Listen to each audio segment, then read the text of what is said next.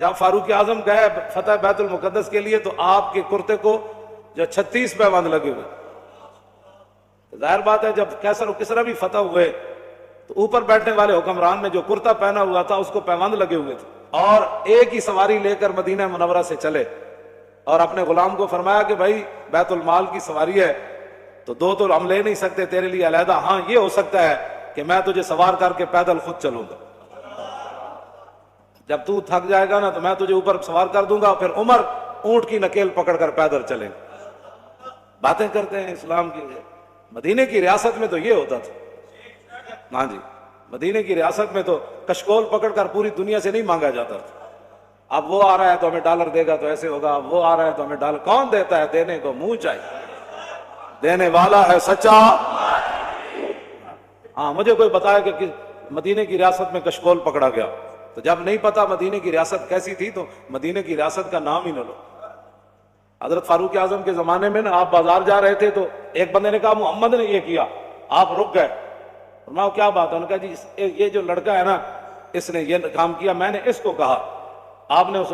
لڑکے کو، وہ لڑکا نہیں تھا جوان تھا، یعنی جوان بچہ تھا، آپ نے اس کو بلا لیا، آپ نے فرمایا آئندہ عمر کے کان یہ نہیں سن سکتے کہ حضور کا نام آئے کہ محمد اور پھر آگے کوئی یہ کہے کہ اس نے یہ کیا، یا اپنا نام بدل یا اپنا کردار بدل۔ عمر یہ نہیں سن سکتا یہ بات یہ ہے کہ جب آپ اس طرح کی باتیں کرتے ہیں تو آپ کیا سمجھتے ہیں کہ ہم نے دین نہیں پڑھا ہوا؟ لیکن اتنا ضرور پڑھا ہوا ہے کہ رسول اللہ صلی اللہ علیہ وسلم نے 10 سال حضور نے خود کیسے حکومت فرمائی، جی ہم اتنا تو ہم نے پڑھا ہے۔ پھر صدیق اکبر نے 2.25 سال کیسے حکومت فرمائی،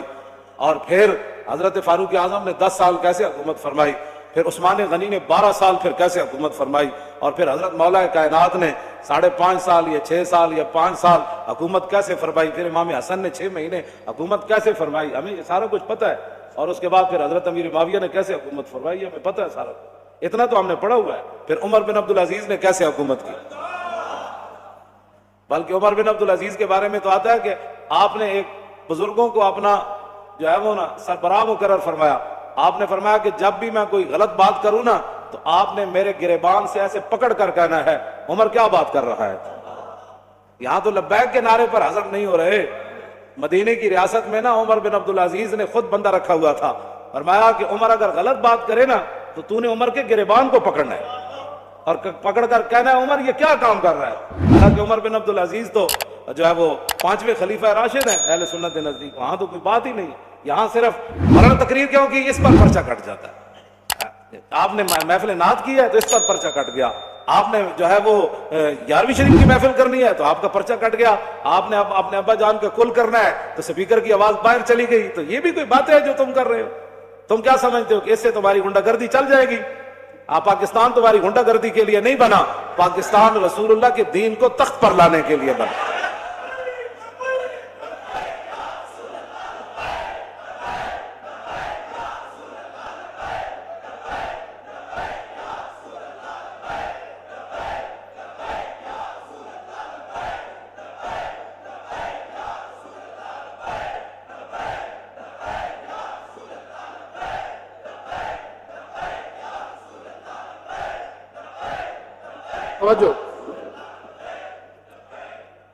توجہ،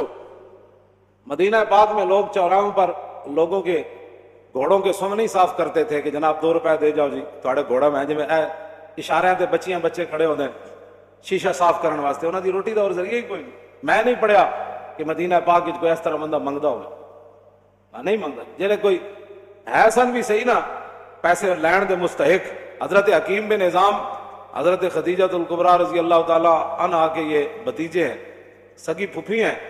ام المومنین، اور یہ مکے کے سردار تھے، اور بدر والے دن جو حوض بنے تھے نا صحابہ نے بنائے تھے، زبردستی جو مشرکین پانی پینے کے لیے آئے وہ سارے قتل ہو گئے۔ حضور نے فرمایا ان کو روکنا نہیں ہے، پانی پینے دو، لیکن جس نے پانی پیا وہ بدر میں قتل ہو گیا۔ تو حکیم بن نظام کو جب رسول اللہ نے دیکھا نا فرمایا یہ وہ حکیم ہے جس کو لایا گیا ہے، خود نہیں آیا، یہ لڑائی نہیں چاہتا۔ تھے وہ اس وقت مشرکین کی طرف،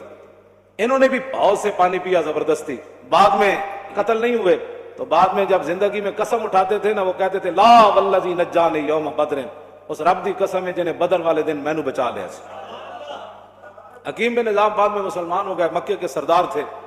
اور فتح مکہ والے دن حضور نے یہ اعلان فرمایا تھا جو حکیم بن نظام کے گھر داخل ہو جائے گا ہم اس کو بھی معاف کر دیں۔ یہ سردار تھے، غریب ہو گئے، مسلمان ہونے کے بعد اتنے غریب ہو گئے کہ حضور سے مانگنے کے لیے چلے۔ لوگ دین نو بنایا گا کھان پین تے ڈھنگ، جے دکان چل جائے تو پھر سبحان اللہ، جے کاروبار چل جائے پھر سبحان اللہ، اسلام کی کیا بات ہے۔ میں نمازاں جو پڑھیاں سن، وظیفہ جو پڑھے سن، میں عمرے تے جو گئے سی، لوگ کھان پین جے کوئی تھوڑی جی پریشانی آ جائے، میرا لبیک سے تعلق ہی نہیں، میرا اسلام سے تعلق ہی کوئی، پریشانی کیوں آئی میرے لیے؟